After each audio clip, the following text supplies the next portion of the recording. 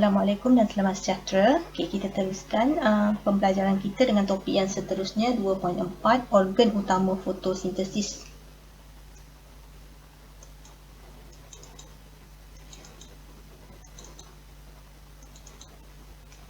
Okey, kita tengok dahulu standard pembelajaran. Okey, yang pertama, mewajarkan keperluan fotosintesis dalam tumbuhan. Okey, menghubungkait penyesuaian struktur dalaman daun dengan fotosintesis. Dan yang ketiga, mengenal pasti struktur kloroplas. Okay, jadi untuk hari ini kita akan fokuskan juga kepada struktur kloroplas, okay, iaitu granum, thylakoid dan stroma.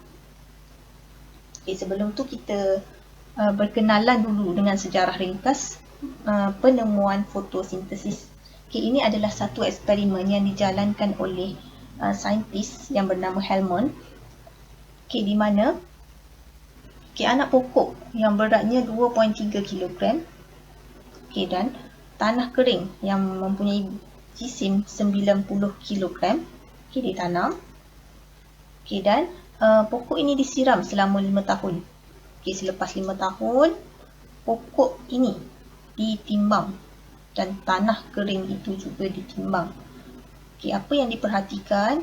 Berat pokok selepas 5 tahun adalah 77 kg. Manakala untuk berat tanah selepas 5 tahun juga lebih kurang 90 kg. Jadi apa yang disimpulkan dalam eksperimen ini? Pokok membesar dengan hanya menggunakan air yang disiram dan bukannya air dari dalam tanah. Ini adalah eksperimen kedua yang dijalankan oleh Joseph Priestley. Di mana dimasukkan seekor tikus dalam balang kaca yang diterbalikkan. Apa yang diperhatikan? Tikus ini mati. Seperti yang kita tahu, tikus ni dia akan menjalankan respirasi kan. Dia menggunakan oksigen. Jadi bila tiada oksigen di dalam balang kaca ni, dah habis digunakan oleh tikus ni akan mati. Tetapi apabila tumbuhan diletakkan di dalam balang bersama tikus yang lain, tikus tersebut masih hidup. Ini maksudnya dibuat kesimpulan bahawa tumbuhan membebaskan oksigen. Maksudnya tumbuhan bebaskan oksigen. Oksigen tadi digunakan oleh tikus. Tikus bebaskan karbon dioksida. Mungkin karbon dioksida tadi digunakan oleh tumbuhan. Keperluan fotosintesis dalam tumbuhan. Kenapa tumbuhan ni perlu jalankan fotosintesis? Seperti yang kita tahu, tumbuhan ni merupakan organisma autotrof yang mana dia boleh menghasilkan makanan sendiri melalui proses fotosintesis. Melalui proses fotosintesis, glukosa akan dihasilkan. Yang mana glukosa tadi digunakan sebagai bahan untuk menjana tenaga melalui pengoksidaan makanan. Tenaga tadi digunakan oleh organisma lain untuk menjalankan proses hidup seperti pertumbuhan dan pembiakan. Kita tengok penyesuaian struktur dalaman daun dengan fotosintesis. Seperti yang kita pernah belajar sebelum ni, pada daun dia ada epidermis atas dan epidermis bawah. Pada daun dia ada kutikel berlilin dan lutsina. Yang mana fungsi kutikel berlilin dan lutsina ni adalah untuk membenarkan cahaya menembusi epidermis atas dan bawah ke mesofil palisad. Dan pada permukaan epidermis bawah daun, ada liang-liang stoma. Liang-liang stoma ni akan terbuka dengan kehadiran cahaya. Bila liang stoma ni terbuka, udara, pertukaran gas boleh berlaku. Seterusnya, pada struktur dalam daun ni juga ada berkas vaskular, iaitu xilem dan phloem. Xilem fungsinya adalah mengangkut air dan garam mineral dari akar ke daun. Manakala phloem pula fungsinya adalah untuk mengangkut sukrosa yang dihasilkan melalui fotosintesis dari daun ke seluruh bahagian tumbuhan. Dan di bahagian tengah-tengah ni ada lapisan sel mesofil. Dan lapisan mesofil ni ada dua jenis, satu sel mesofil palisad, satu sel mesofil respan. Sel mesofil palisad ni seperti yang kita pernah belajar sebelum ni, dia punya susunannya tegak tegak dan rapat-rapat. Okey, sel mesofil palisad dia tersusun padat dan dia padat dengan kloroplas di dalamnya. Di dalamnya untuk penyerapan cahaya matahari yang maksimum. Okey, manakala sel mesofil berspan. Okey, dia tersusun longgar-longgar, selain daripada tu dia mempunyai kurang kloroplas berbanding dengan sel mesofil palisad. Okey, pada lapisan yang mempunyai sel mesofil berspan ni terdapat banyak ruang udara antara sel. Untuk apa? Untuk membenarkan proses pertukaran gas berlaku dengan cekap sewaktu fotosintesis. Okey, bila gas, contohnya gas karbon dioksida masuk ke dalam tumbuhan melalui liang soma, ada ruang yang membolehkan gas-gas tadi sampai ke sel yang aktif menjalankan fotosintesis seperti sel mesofil palisad. Okey, kita tengok pula struktur kloroplas. Okey, ini adalah sel tumbuhan yang diperhatikan di bawah mikroskop yang awak nampak warna hijau-hijau ni, ini adalah kloroplas. Okey, dan bila kita besarkan ini adalah struktur kloroplas.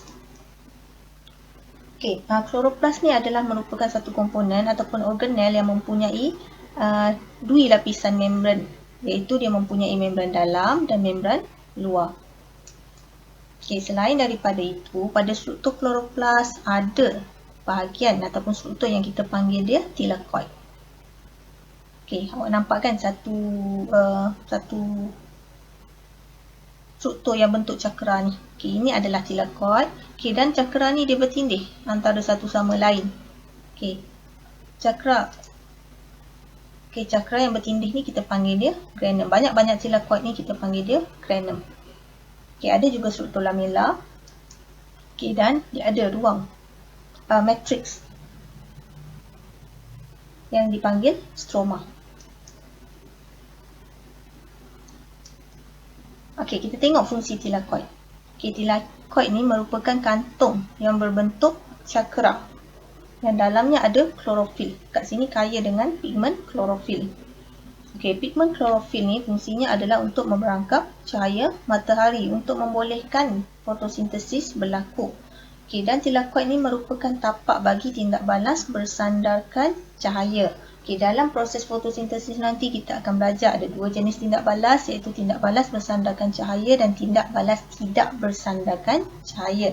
Okey, thylakoid ni merupakan tapak bagi tindak balas bersandarkan cahaya. Okey, granum ni pula merupakan timbunan thylakoid. Okey, banyak-banyak thylakoid kita panggil dia granum. Banyak-banyak granum kita panggil dia grana. Okey, satu ni granum. Banyak ni kita panggil dia grana. Okey, susunan granum macam ni tujuannya adalah untuk meningkatkan luas permukaan fotosintesis supaya boleh berlaku secara optimum. Okey, seterusnya adalah stroma. Stroma ni adalah bendali yang tidak berwarna yang mengelilingi granum di dalam kloroplas. Okey, dan stroma ni merupakan tempat bagi tindak balas tidak bersandarkan cahaya yang berlaku untuk menghasilkan glukosa.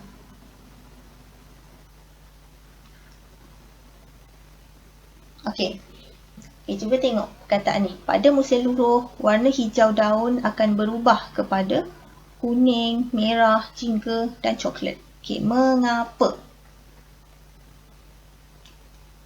Okey, pada musim luruh, waktu siang adalah lebih pendek. Keamatan cahaya juga rendah. Jadi, pada waktu ini, daun kurang menghasilkan klorofil.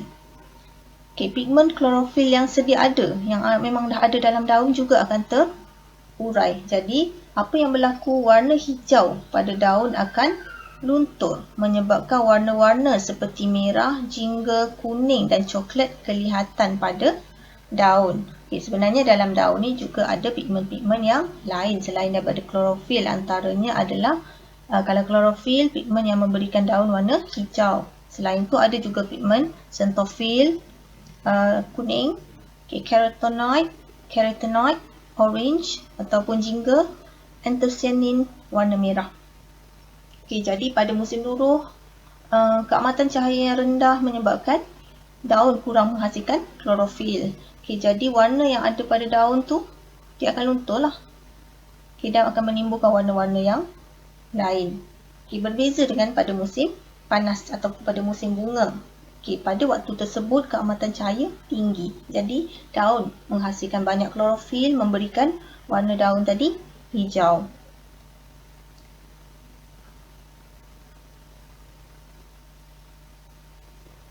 Okay, itu sahaja untuk hari ini.